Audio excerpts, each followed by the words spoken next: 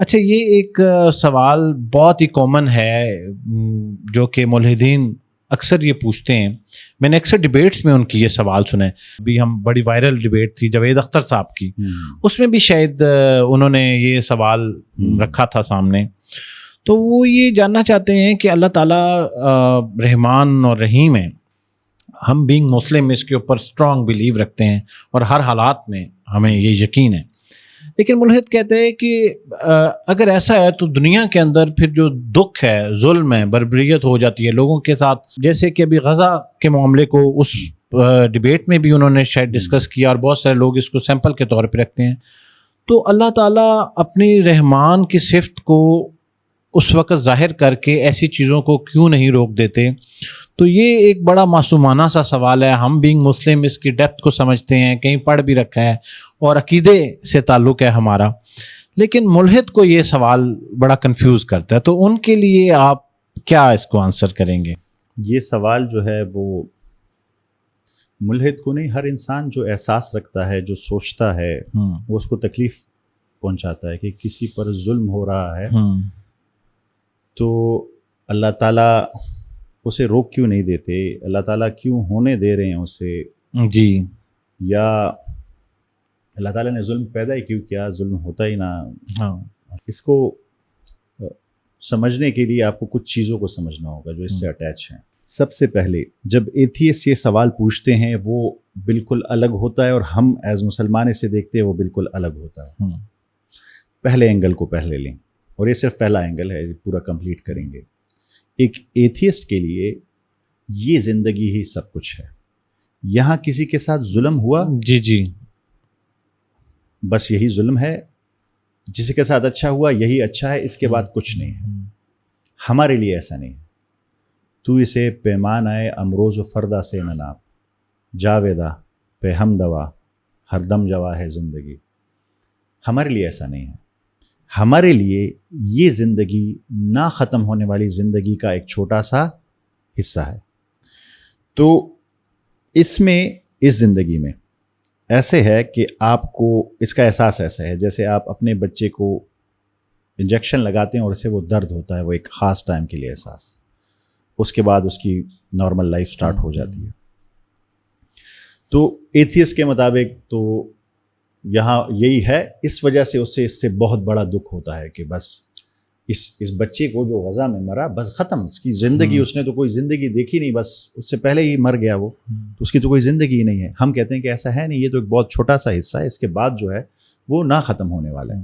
تو یہاں پہ سب سے بڑا پہلا ہمارا اختلاف ہے کہ اسے آپ نے شارٹ اسکیم میں نہیں دیکھنا, یا ایک شارٹر اسپین آف ٹائم میں نہیں دیکھنا, اسے ایک لانگر اسپین آف ٹائم میں دیکھنا ہے کہ یہ ایک نہ ختم ہونے والی زندگی کا ایک چھوٹا سا فیز ہے. اب یہاں پہ سوال یہ پیدا ہوتا ہے کہ ایتھیسٹ ایک شخص جس کے ساتھ ظلم ہوا اسے کیا پیغام دے رہے ہیں. اب ذرا دیکھیے وہ کیا آفر کر رہے ہیں.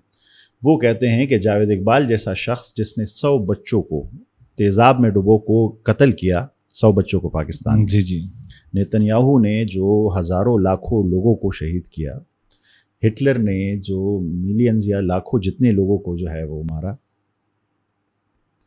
ان سب کی وہی تھی, اسے ایک دفعہ پھانسی لگ گئی یا مار دیا گیا, ختم. ان لوگوں کو کوئی انصاف نہیں ملے گا.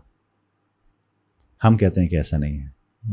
ایک دن ہے بے شک, جب ہر ایک کو اس کے ذرے ذرے کا انصاف ملے گا. بے شک, یہ انسانی منطق بھی ڈیمانڈ کرتی ہے کہ انصاف ہوگا ایک دن. تو جو ایتھیسٹ کا اس پہ مائنڈ سیٹ ہے وہ انتہائی اللاجیکل ہے کہ ہاں بس جو ظلم ہو گیا, اب اس کا کوئی مداوع نہیں ہے. اس کا مطلب تو یہ ہے کہ یہ دنیا جنگل بن جائے. مجھے پتہ ہے بس میں ظلم کرتا رہوں, میرا زیادہ سے زیادہ ہوگا کہ میں 2000 لوگوں کو بھی مار دوں تو کیا ہوگا, مجھے مار دیا جائے گا, میں تو اپنی زندگی بڑی انجوائے کر لوں گا. یہ ان کا مائنڈ سیٹ ہے, ہمارا یہ نہیں ہے. ہم کہتے ہیں کہ یہ ایک انتہائی چھوٹی زندگی ہے, ایک چھوٹا سا حصہ ہے, اس کے بعد نہ ختم ہونے والی زندگی ہے. اور ایک دن آئے گا جب آپ کے ذرے ذرے کا انصاف ہوگا, اور وہ انصاف وہ کرے گا جو آپ کو دے گا, اس سے آپ راضی ہوں گے. اس کی ریٹرن میں نے آپ کو فار ایگزامپل کل میں نے آپ کو ایک تکلیف پہنچائی بہت بڑی, صحیح, اور آج میں نے آپ کو اس کا ایک ایسا ریٹرن دیا. ہوتا ہے عام زندگی میں نا, آپ کے کوئی دکھی کر دے کہ آپ اس کو پھر یاد ہی نہیں کرتے, آپ کے لیے اس کا کوئی معنی ہی نہیں رہتا.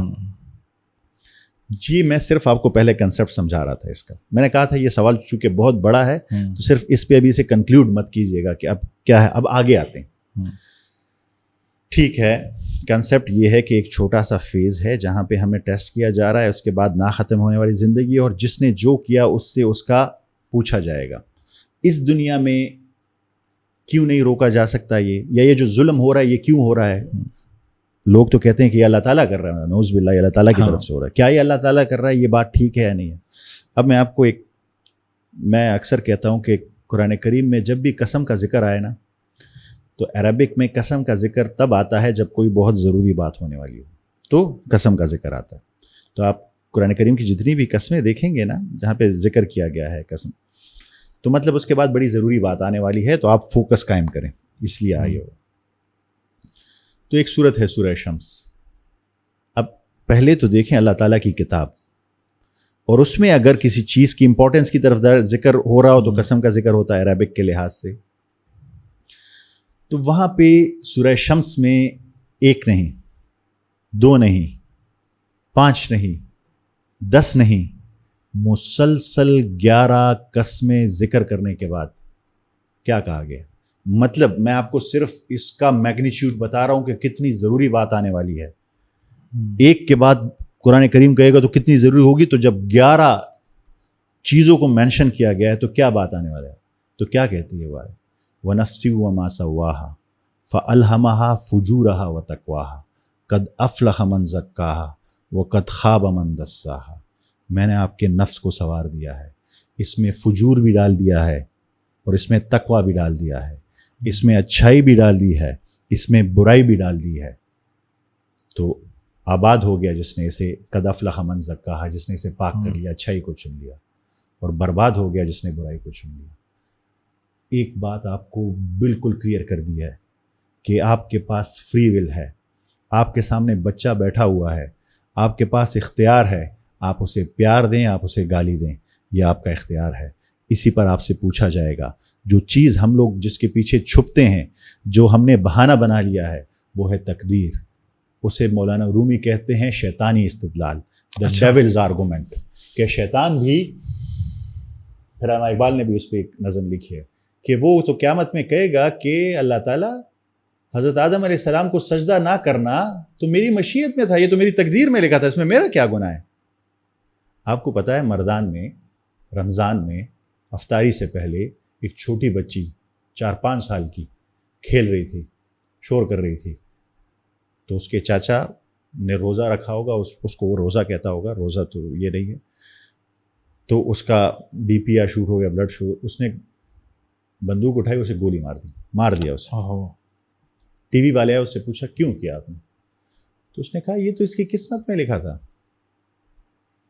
ہم لوگوں نے ہر چیز کو تقدیر پر ڈال دیا ہے کہ غزہ میں جو ہو رہا ہے یہ تو اس کی تقدیر میں تھا. نہیں, اگر غزہ میں نیتنیاہو ظلم کر رہا ہے تو اس کے پاس آپشن ہے, وہ چاہے تو ظلم کرے یا اس کے پاس ظلم نہ کرے.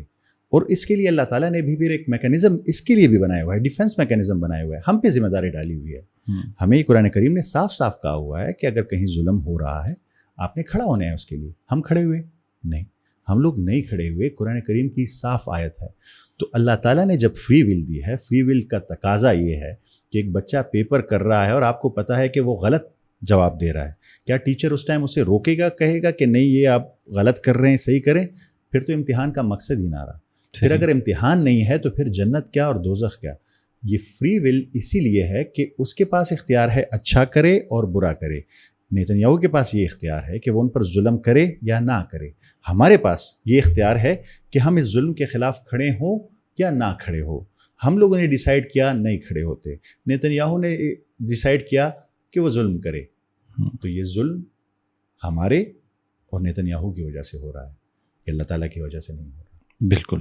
آپ کو یہ پتہ ہے ہر رات دنیا کی 24% پاپولیشن بھوکی سوتی ہے. جی بالکل. آپ کو یہ پتہ ہے کہ ہم ہر سال کتنا ٹن کھانا ضائع کر دیتے ہیں. بالکل. جتنا ہم ضائع کرتے ہیں اس سے بہت کم پہ یہ تمام لوگ کا پیٹ بھر جائے گا. اور یہ ہمارے پاس اختیار ہے نا کہ ہم یہ لگائیں کہ نہ لگائیں. آپ کو یہ پتہ ہے کہ سورہ ماؤن میں اللہ تعالیٰ کہتے ہیں کہ آیا تم نے اس شخص کو دیکھا ہے جس نے دین کو جھٹلا دیا؟ وہ کون ہے؟ وہ ہے جو یتیم کو دھکے مارتا ہے, مسکین کو کھانا کھلانے کی تلقین نہیں کرتا. تو بربادی ہے ایسے نماز پڑھنے والے کے لیے جو اپنی نمازوں سے غافل ہیں اور ضرورت کی چیز بھی مانگنے پر نہیں دیتے.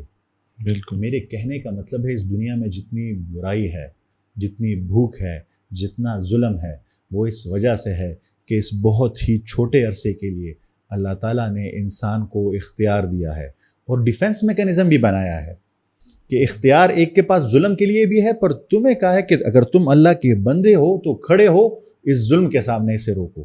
ایک نظام ایسا بناؤ کہ کسی پہ ظلم نہ ہو سکے. تو یہ ظلم روک نہیں رہا اور یہ اس کے خلاف اٹھ نہیں رہا, پر یہ بہت چھوٹا ٹائم ہے. یہ بھی جواب دے گا, یہ بھی جواب دے گا اور ہم بھی جواب دیں گے. اللہ تعالیٰ نے بہترین نظام بنایا ہے, جس کو ہم ایکسپلائٹ کر رہے ہیں وہ ہم لوگ ہیں, وہ اللہ تعالیٰ کی طرف سے نہیں. تمام وہ لوگ جن کے ذہن میں شک ہے, جن کے ذہن میں ڈاؤٹس ہیں یا ایگنوسٹک ہے, ایتھیسٹ ریئل سینس میں کوئی نہیں ہے, یا ایگنوسٹک ہے یا ان کے ذہن میں شک ہے, ان سے زیادہ پیغام میرا ان لوگوں کے لیے ہے جو ان کے ارد گرد ہیں, ان کے ماں باپ, ان کے بہن بھائی. اس کی مثال آپ ایسے لینا کہ آپ کا بچہ دریا میں ڈوب رہا ہے, وہ چیخ رہا ہے آپ کو بچانے کے لیے. میں اسلام آباد میں تھا, ATM یوز کر رہا تھا, پیچھے سے ایک لڑکا آیا, اس نے میرے کندھے پر ہاتھ رکھا, کہا آپ ڈاکٹر سفیان ہیں؟ میں نے کہا میں ڈاکٹر سفیان ہوں. اس نے کہا کہ میرا یہ نام ہے, میں میڈیکل کالج میں 4th ایئر کا اسٹوڈنٹ ہوں اور میں جا چکا تھا دور, میں دین کو جھٹلا چکا تھا, آپ کی ویڈیوز مجھے واپس لے آئی ہیں. پھر اس نے میرے یہاں ہاتھ رکھا اور اس نے مجھے کہا کہ ڈاکٹر صاحب یہ کام کبھی مت چھوڑیے گا, ہم ڈوبنا نہیں چاہتے. تو یہ آپ کا بچہ جو ہے نا, جب اس کے ذہن میں سوال آتا ہے, وہ آلریڈی اپنے اندر ایک بہت بڑی جنگ لڑ رہا ہوتا ہے, وہ ڈوب رہا ہوتا ہے. تو کیا آپ کا بچہ جب دریا میں ڈوب رہا ہوگا تو آپ اسے گالیاں, فتوے اور برا بھلا کہیں گے یا اسے بچانے کی کوشش کریں گے؟ اگر آپ کو تیراکی نہیں آتی تو کسی کو بلائیں جسے تیراکی آتی ہے, اپنے بچے کو بلائیں, اسے جواب دیں. میں آپ کو یقین سے کہتا ہوں کہ وہ مسلمان کی جگہ مومن بنے گا. آپ کے رویوں کی وجہ سے وہ دور جا رہے ہیں. اور جن کے دل میں شک ہے, میں ان کو یہ بتا دوں, کبھی بھی نفس اور دنیا کی محبت میں اس شک کو مت بڑھائیے گا, کیونکہ یہ دنیا بہت چھوٹی ہے, آنے والی زندگی نہ ختم ہونے والی ہے. اگر آپ سچے دل سے ڈھونڈیں گے نفس کی محبت میں, دنیا کی محبت میں, آپ کو اللہ ملے گا. یہ میرا آپ سے وعدہ ہے, قرآن کریم میں بھی, آپ کی اپنی فطرت میں بھی اور اس کائنات میں بھی. انشاءاللہ آمین. آپ کا بہت بہت شکریہ ڈاکٹر صاحب. اور یقین جانیں کہ کچھ ایپیسوڈز ایسے ہوتے ہیں جب میں وہ ریکارڈ کر رہا ہوتا ہوں تو مجھے بڑے ضبط کے ساتھ بیٹھنا ہوتا ہے, اور اس کی وجہ یہ ہوتی ہے کہ اتنی خوبصورت گفتگو اور اس کے ساتھ جملوں میں اتنا اثر ہے آپ کے کہ میرا اس کے ہر جملے میں ایک سوال میرے ذہن میں جنم لیتا ہے. لیکن مجھے اس چیز کا احساس ہے کہ جب آپ بات کر رہے ہوتے ہیں تو اس میں اگر سوال دے دیا جائے تو وہ جو کور میسیج ہے وہ کہیں ڈسٹریکٹ نہ ہو. باوجود اس کے میں نے آج اپنے تمام سوالات کو ہولڈ کیا ہے, وہ اپنے پیپر پہ لکھ لیے ہیں. تو میری آپ سے گزارش ہے کہ ہم اس سلسلے کو جاری رکھیں گے, اور اگلی ایپیسوڈ میں جو ہے وہ کچھ سوال آڈینس کی طرف سے آئیں گے, کچھ میرے پاس سوال ہیں وہ لے کے دوبارہ بیٹھیں گے. جو بھی لوگ اس پوڈ کاسٹ کو جنہوں نے سنا, اور آپ کے ارد گرد کہیں دور کوئی جاننے والا جس کے ذہن میں اس طرح کے سوالات گونجتے ہیں, تو آپ یہ پوڈ کاسٹ ان کے ساتھ شیئر کر دیجیے, اور انشاءاللہ اللہ کے فضل سے یہ گفتگو ان کے لیے بھی رہنمائی کا باعث ہوگی. سر آپ کے وقت کا بہت بہت شکریہ. جزاک اللہ خیر.